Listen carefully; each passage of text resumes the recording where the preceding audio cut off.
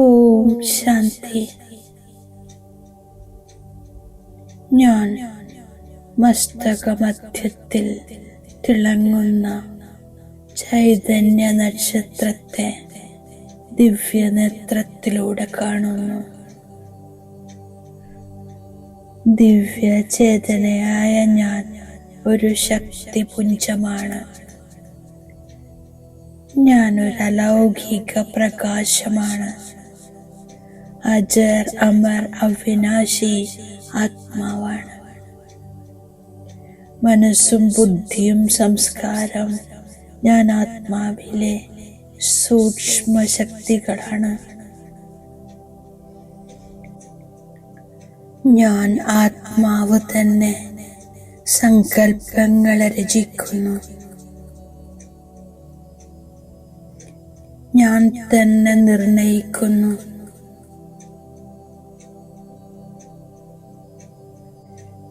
സങ്കല്പശക്തിയുടെയും നിർണയശക്തിയുടെയും സംസ്കാരങ്ങളുടെയും ഞാൻ ആത്മാ രാജാവാണ്.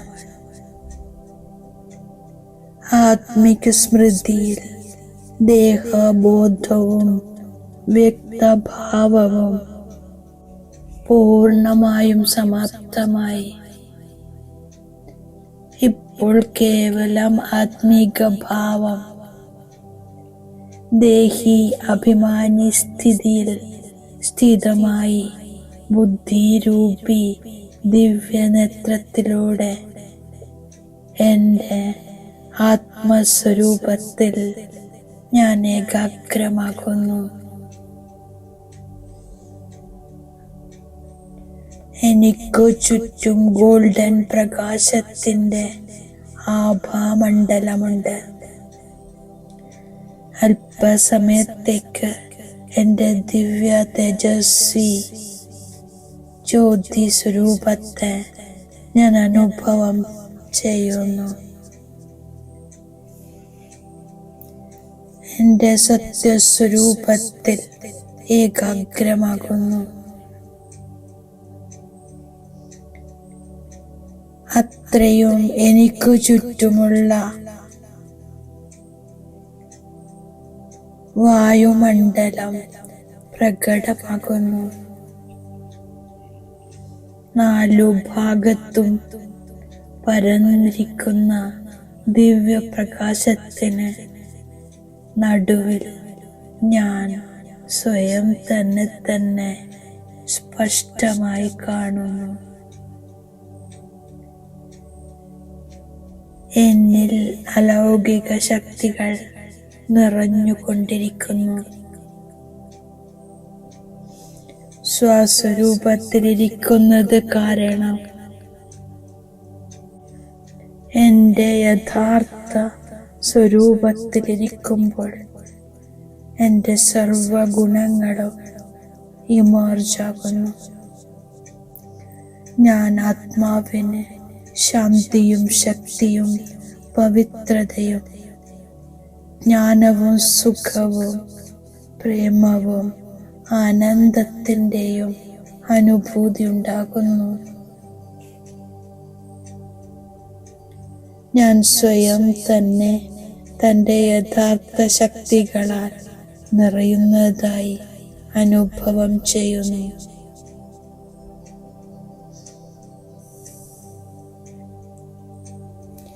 ദേഹി അഭിമാനി സ്ഥിതിയിൽ എൻ്റെ അനാദി ഗുണങ്ങളും ശക്തികളും ഞാൻ അനുഭവം ചെയ്യുന്നു. നടക്കുമ്പോഴും കറങ്ങുമ്പോഴും നിരന്തരം ആത്മാഭിമാനി സ്ഥിതി.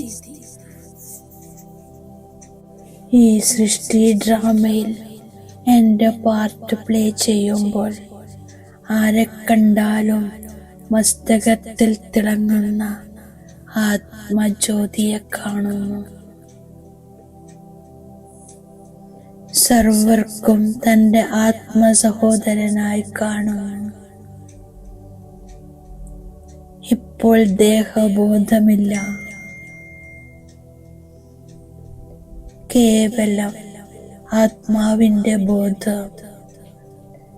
മനുഷ്യ സൃഷ്ടി വൃത്തി നിരന്തരം ആത്മാഭിമാനി സ്ഥിതിയിൽ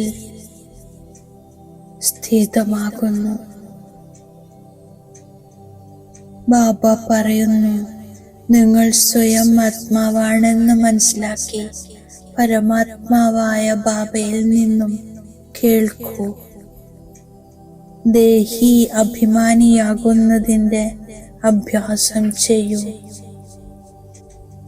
എനിക്കിപ്പോൾ പരമാത്മാവിലൂടെ ഈശ്വരനെ തിരിച്ചറിഞ്ഞു സ്വയത്തിന്റെ തിരിച്ചറിവുമുണ്ടായി.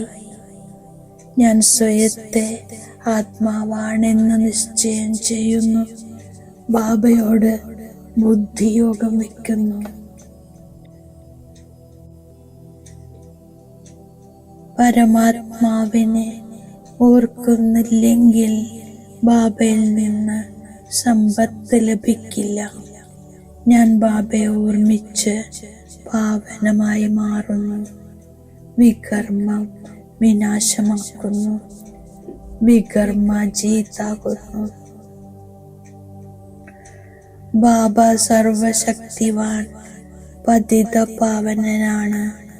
ജ്ഞാനസാഗരനാണ്. ഞാൻ 84 ജന്മങ്ങളുടെ പാട്ടഭിനയിച്ച് പതിതമായി മാറിയിരിക്കുന്നു.